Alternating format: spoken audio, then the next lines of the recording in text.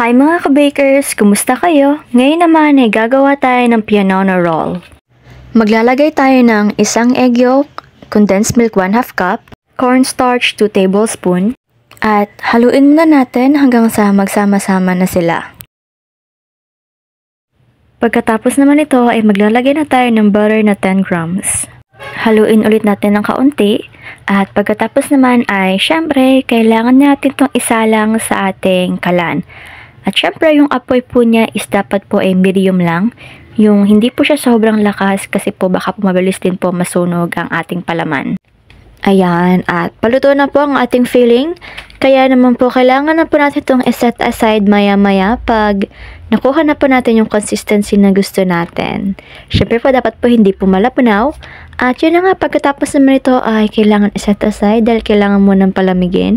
At syempre gagawa naman tayo ng mismong cake ng ating pianono roll. At ito na nga po pala ang cake ng ating pianono roll. Pasensya na po mga ka-bakers dahil hindi po siya na-save nung binivideohan namin. Pero yung ginawa po namin dito is whole eggs, 5 pieces, sugar, 100 grams, cake flour, 100 grams, baking powder, 1/2 teaspoon, at vanilla flavor na 2 teaspoon. At kapag nilagay naman po siya sa oven is yung oven temperature sa taas, 230, sa baba din po 230 at yung baking time naman is 5 to 10 minutes lang. Ngayon naman po mga ka-bakers ay i-ready na natin ang ating parchment paper para naman sa paglilipatan ng ating pianono roll. Maglalagay tayo ng powdered sugar at mas maganda rin kapag sinasala natin ito bago natin ilagay. At eto na po ang ating pianono roll. Yan, ayan na po siya. At kailangan lang po natin tanggalin ang parchment paper niya. At ngayon naman mga ka-bakers ay kailangan na natin siyang lagyan ng palaman na ginawa natin kanina. Ayan, ganyan lang po siya. Lagyan lang po natin siya ng dahan-dahan at kailangan din po lagyan natin ng bawat gitna at gilid niya. Ayan. Depende po sa inyo kung gaano po karami o kung gaano po kakunti ang palaman na gusto nyong ilagay. Basta po nasa sa inyo na po talaga yun at kayo na pong bahala pagdating doon. Usually po talaga na ginagawa po namin is nilalagyan po namin ng buo yung pianono roll. Pero nasa inyo na po yun kung gusto nyo pong lagyan ng buo. Pero mas masarap po kasi talaga pag buo po may palaman siya. At syempre, pagtapos naman mga ka-bakers ay atin na siyang i-roll. Yan.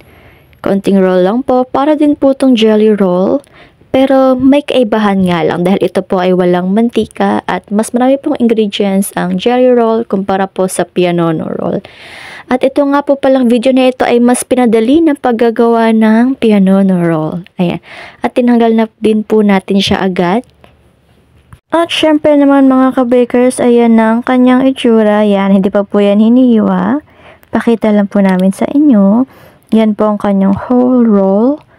Yan, napakasarap at napakaganda po talaga yan. At hindi po siya magaspang, kundi fluffy at smooth at yummy. At sulit na sulit talaga.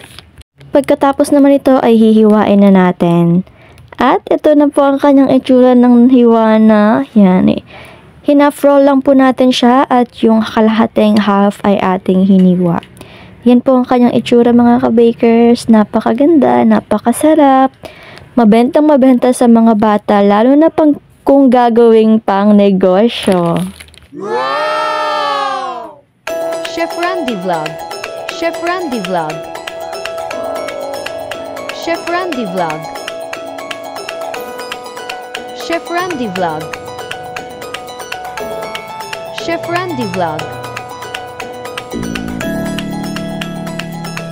Chef Randy Vlog. Chef Randy Vlog. Chef Randy Vlog.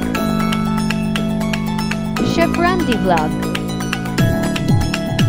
Chef Randy Vlog. Chef Randy Vlog. Chef Randy Vlog. Chef Randy Vlog.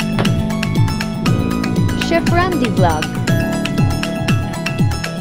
Chef Randy Vlog. Chef Randy Vlog. Maraming salamat na mga ka-bakers. Hanggang sa muli!